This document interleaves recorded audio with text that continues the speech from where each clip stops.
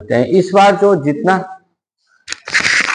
जितना important question है जो 2026 के बिहार बोर्ड एग्जाम में जो पूछे जाएंगे उन सभी क्वेश्चनों का बिल्कुल बहुत अच्छे से हम लोगों ने जांच परख करके जो इम्पोर्टेंट क्वेश्चन है जो एग्जाम में आएंगे उन्हीं क्वेश्चनों को आपको कराया जा रहा है ताकि आप वहां पर आसानी से लिख सकें। और कैसे लिखें यह भी बहुत अच्छे से बताया गया है। ठीक है, ऐसे अगर आप लिखेंगे तो आपका नंबर बहुत ही अच्छा स्कोर में बढ़ेगा। तो आर्थिक न्याय से आप क्या समझते हैं? ठीक है, तो आर्थिक न्याय का मतलब होता है कि सभी व्यक्तियों को धन के आधार पर समानता मिलना चाहिए। ऐसा नहीं कि भारत में किसी एक व्यक्ति के पास अरबों खरबों रुपया है, दूसरे व्यक्ति के पास एक भी रुपया नहीं है, वो खाने खाने तो मोहताज है। तो आर्थिक न्याय के तहत ये माना जाता है कि सभी व्यक्तियों को समान रूप से धन का बंटवारा करना, ताकि एक देश एक समाज के सारे व्यक्ति बिल्कुल ही अच्छे से रह सकें, जो उन्हें शिक्षा का अधिकार हो, स्वास्थ्य का अधिकार हो, हर चीज में उनको कोई प्रॉब्लम नहीं हो। इसी को हम लोग कहते हैं आर्थिक न्याय। आर्थिक न्याय में सबसे पहले है कि हम लोग को जो है समान अवसर उपलब्ध कराना। ठीक है, तो सबसे पहले है समान अवसर उपलब्ध कराएंगे। अगर समान अवसर किसी को उपलब्ध नहीं करेंगे जॉब में तो क्या होगा? वो कहां कहां करेंगे? शिक्षा में, नौकरी में, रोजगार में, व्यवसाय में उनको समान अवसर देंगे, निष्पक्ष वेतन देंगे। जितना वेतन जो है अगर किसी साधारण मजदूर को मिलता है उतना ही वेतन सभी को मिलना चाहिए। ऐसा नहीं कि वेतन में भी भेदभाव हो, जैसे होता है कि पुरुष को ज्यादा वेतन दिया जाता है और महिलाओं को वेतन कम दिया जाता है, तो यह भी भेदभाव नहीं होना चाहिए। सामाजिक सुरक्षा, सरकार को उन लोगों के लिए सामाजिक सुरक्षा प्रदान करना चाहिए जो बीमार हो, बेरोजगार हो, ठीक है, जिनका घर ना हो, विकलांग हो, उनको सामाजिक सुरक्षा भी देना चाहिए। प्रगतिशील कराधान, अमीर लोगों के लिए ज्यादा कर का लगाया जाए और गरीब लोगों को ज्यादा सुरक्षा दिया जाए, यह बात होनी चाहिए। भूमि सुधार, भूमि का पुनर्वितरण गरीबों को आर्थिक स्थिति के लिए सुधार के लिए जाए। किसी किसी के पास 500 बीघा 100 बीघा जमीन है, किसी गरीब के पास रहने तक के लिए घर नहीं है, तो भूमि सुधार भी होना चाहिए ताकि हर एक व्यक्तियों को जमीन का टुकड़ा मिलना चाहिए ताकि वो समाज में अच्छी जिंदगी जी सके। आर्थिक न्याय एक जटिल मुद्दा है, लेकिन एक ऐसा मुद्दा है जिस पर ध्यान दे करके हम समाज को बहुत ही अच्छा बना सकते हैं। अब नेक्स्ट क्वेश्चन है कि सामाजिक न्याय क्या है? आर्थिक न्याय तो आपने देख लिया, सामाजिक न्याय क्या है? तो सामाजिक न्याय का मतलब ये होता है कि हर व्यक्ति को निष्पक्ष समान व्यवहार मिलना चाहिए, समाज में रहने में उसको समान अधिकार मिलना चाहिए, समान अधिकार का अवसर मिलना चाहिए। सभी लोगों को उनकी पृष्ठभूमि, जाति, लिंग, धर्म आदि के आधार पर भेदभाव नहीं करना चाहिए। सभी लोग एक समाज में विभिन्न जाति, धर्म, लिंग के आधार पर समानता पूर्वक रहें। तो सबसे पहले इसको लागू करने के लिए समानता होना चाहिए, सबके साथ समान व्यवहार किया जाए बिना किसी भेदभाव के।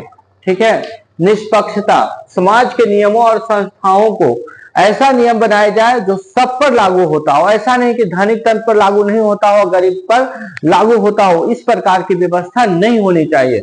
मानवाधिकार होना चाहिए, सभी मानवों को समान अधिकार मिलना चाहिए और उनके अधिकारों की रक्षा जरूर होनी चाहिए।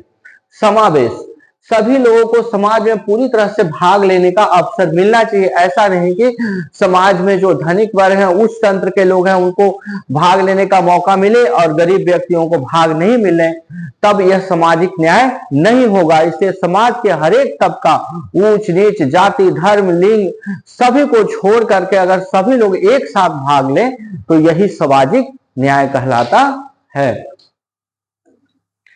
नेक्स्ट क्वेश्चन है कि हरित क्रांति क्या है? ये वेरी वेरी इंपॉर्टेंट क्वेश्चन है। ये लॉन्ग में पूछ दे या शॉर्ट में पूछ दे, क्वेश्चन का आना अनिवार्य होता है।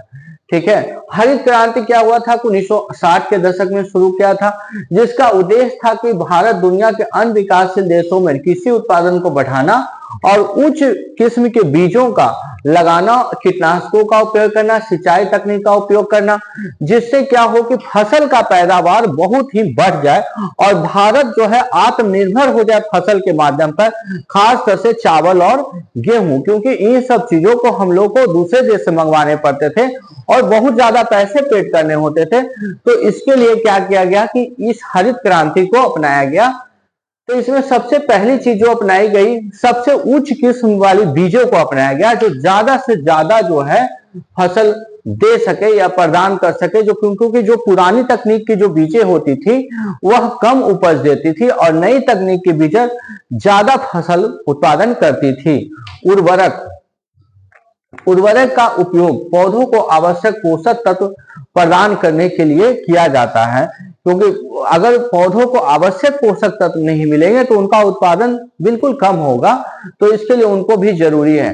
कीटनाशक छींट देने से फसल की पैदावार बढ़ जाती है, क्योंकि फसल बीमारियों से बच जाते हैं और उनका ज्यादा से ज्यादा फसल हो पाता है। सिंचाई में हम लोग बहुत सारे तकनीक का अपनाएं जिससे फसलों को जो है पर्याप्त पानी मिल सके और जो है ज्यादा से ज्यादा जो है वर्षा कम होती थी, इसलिए उन पर आधारित होना पड़ता था। तो हरित क्रांति के प्रभाव क्या हुए? तो खाद्य उत्पादन में सबसे पहले वृद्धि हुई और ये बहुत ही उल्लेखनीय वृद्धि हुई। खाद्यान्न के मामले में भारत क्या हुआ? आत्मनिर्भर बन गया। किसानों की आय में भी वृद्धि हुई, क्योंकि जब फसल ज्यादा होगा तो किसान की आय में भी वृद्धि होगा। ग्रामीण विकास, ग्रामीण में सभी के पास आर्थिक विकास हुआ तो ग्राम का भी तरक्की हो गया, गांव के लोग को रोजगार मिल गया, गांव के लोग को शिक्षा मिल गया, स्वास्थ्य मिल गया। ठीक है। हरित क्रांति की आलोचना, अब हरित क्रांति की आलोचना में है कि यहां पर उर्वरकों और कीटनाशकों ज्यादा से ज्यादा छीटा गया, जिसके कारण जल प्रदूषण हो गया। सामाजिक असमानता, हरित क्रांति का फायदा जो है ज्यादा से ज्यादा बड़े किसानों को मिला, छोटे किसानों को थोड़ा कम मिला। ठीक है। स्वास्थ्य संबंधी चिंताएं, हरित क्रांति अपनाने से क्या हुआ कि ज्यादा हमने कीटनाशकों का उपयोग कर दिया, इसके कारण पानी में आर्सेनिक की मात्रा और फसलों में भी ज्यादा कीटनाशक की मात्रा होने से बहुत सारी बीमारियां जनता में देखी गई। यह जो है आलोचना हो गया इसका कि हरित क्रांति से कुछ घाटा भी हम लोग को देखने को मिला। नेक्स्ट है कि शिमला समझौता पर संक्षिप्त टिप्पणी लिखे। शिमला समझौता क्या है?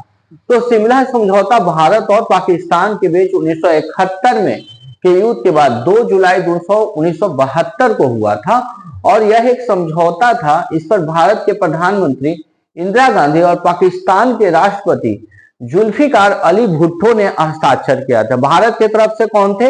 इंदिरा गांधी, और पाकिस्तान के तरफ से जो थे वो जुल्फिकार अली भुट्टो वहां के राष्ट्रपति थे जिन्होंने हस्ताक्षर किया था। तो इसमें क्या मांग थी कि दोनों देशों के विवादों को शांतिपूर्वक तरीके से निपटाया जाएगा।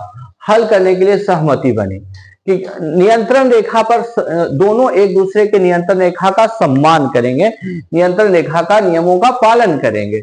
युद्ध के कैदी जो भी हैं उनको छोड़ दिया जाएगा और व्यापार, संस्कृति और विज्ञान के संबंध में समान बनाने के लिए उठाने वाले सहमति हुई कि विज्ञान में, व्यापार में, संस्कृति में जो है हम लोग दोनों मिल करके काम करेंगे। समझौते का महत्व, तो समझौते का महत्व यह था कि भारत और पाकिस्तान के बीच संबंधों को समान बनाने की दिशा में महत्वपूर्ण कदम उठाया गया। इसने दोनों देशों की बातचीत के माध्यम से अपने मतभेदों को हल करने का प्रयास किया था। कुछ लोगों का मानना है कि समझौता पाकिस्तान को 1971 के युद्ध के बाद अधिक रियायतें देता है। कुछ लोगों का यह भी मानना है कि समझौते ने कश्मीर मुद्दे का स्थायी समाधान नहीं किया। ये बात बिल्कुल सच है कि हम लोगों ने शिमला समझौता कर लिया, इसके कारण ही कश्मीर मुद्दे का कभी भी आज तक सोल्यूशन ही नहीं हो पाया है। और नेक्स्ट सबसे वेरी इंपॉर्टेंट क्वेश्चन है जो आपको लॉन्ग क्वेश्चन में देखने को मिलता है कि पंचशील समझौता क्या है और इसके सूत्रों को लिखे। तो पंचशील समझौता जो है ये 5 सिद्धांतों को मानता है और ये भारत और चीन के बीच 29 अप्रैल 1954 को हस्ताक्षर किया गया था और इसके 5 सिद्धांत हैं। वेरी इंपॉर्टेंट क्वेश्चन है कि भारत और चाइना के बीच पंचशील समझौता हुआ था और 29 अप्रैल 1954 को यह किया गया था। इसमें जो है एक दूसरे की क्षेत्रीयता, अखंडता और संप्रभुता के लिए पारस्परिक सम्मान करेंगे। इसमें एक दूसरे की सीमा है, उसकी स्वतंत्रता है, इन सब चीजों का सम्मान करेंगे। परस्पर अनाक्रमण, एक दूसरे पर कभी भी हमला नहीं करेंगे जानबूझ करके कि हमला कर देना है। एक दूसरे के आंतरिक मामलों में पारस्परिक हस्तक्षेप, अगर उसके अंदर का मामला हो, उसके देश का अंदर के मामला चल रहा हो, तो हम उसमें कभी भी कोई बात नहीं बोलेंगे, क्योंकि उसके अंदर देश की समस्या है तो वो खुद समझेगा। दूसरे के आंतरिक मामलों में दखल नहीं देना। नेक्स्ट है समानता और पारस्परिक लाभ के लिए सहयोग। अगर एक दूसरे को सम्मान बनाना है, एक दूसरे को लाभ पहुंचाने के लिए हमेशा एक दूसरे से इस प्रकार का अच्छा बिहेव रखेंगे, व्यवहार करेंगे। शांतिपूर्ण सहस्य, दोनों देश शांतिपूर्ण एक साथ रहेंगे, भले ही उनके बीच मतभेद हो, मतभेद होगा लेकिन रहना कैसे, शांतिपूर्वक, बिना बंदूक के, बिना गोली के, बिना मारपीट किए हुए। पंचशील समझौते का महत्व क्या है? तो पंचशील समझौते ने भारत और चीन के बीच संबंधों को बेहतर बनाने में मदद की है। इससे अंतर्राष्ट्रीय स्तर पर एक नई दिशा मिली है और इसे और भी प्रोत्साहित किया जाने की जरूरत है, और इस सिद्धांत ने बुनपेश आंदोलन की भी प्रेरित किया है। बस दैट्स ऑल।